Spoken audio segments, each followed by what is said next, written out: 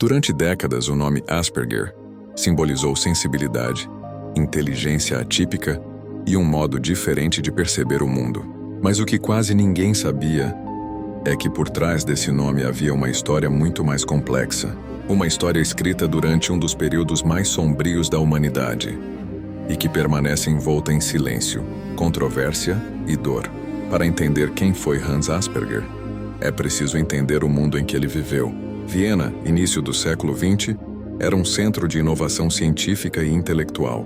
Mas com a ascensão do nacionalsocialismo, a medicina se tornou uma ferramenta de Estado, submetida à ideologia da higiene racial.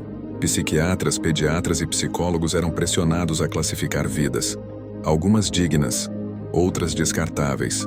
Foi nesse contexto que o jovem pediatra Hans Asperger começou a observar um grupo de crianças com características muito particulares.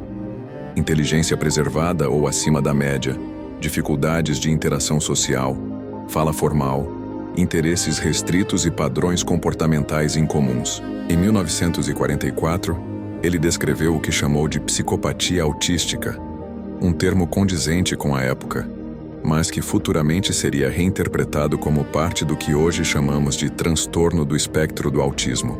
Por décadas, acreditou-se que Asperger havia sido um defensor das crianças autistas, até mesmo alguém que teria resistido discretamente ao nazismo.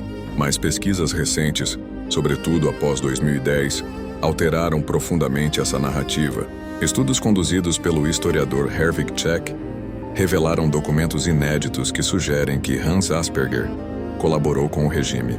Ele teria encaminhado crianças consideradas irrecuperáveis para a Spiegelgrund, uma clínica parte do programa de eutanásia infantil.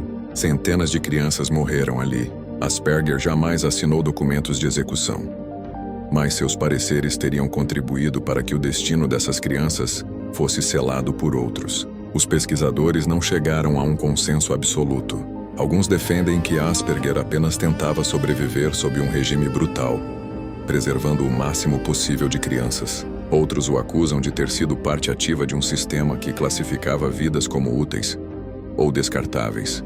O debate ético continua vivo. Até que ponto um médico pode dizer que apenas seguiu ordens? Qual é a responsabilidade moral diante de um regime genocida? E como reavaliar figuras históricas que influenciaram tanto a ciência atual? Após a guerra, Asperger continuou sua carreira. Tornou-se professor e evitou qualquer menção ao passado nazista. Seu trabalho foi redescoberto apenas nos anos 1980 por Lorna Wing, que popularizou o termo Síndrome de Asperger. Mas conforme as evidências históricas emergiram, muitos na comunidade científica e autista passaram a questionar se esse nome deveria continuar sendo usado. Hoje, oficialmente, o termo Síndrome de Asperger foi incorporado ao diagnóstico de transtorno do espectro do autismo. Essa mudança não apenas reflete avanços científicos, como também permite distanciamento de uma figura cuja história ainda carrega sombras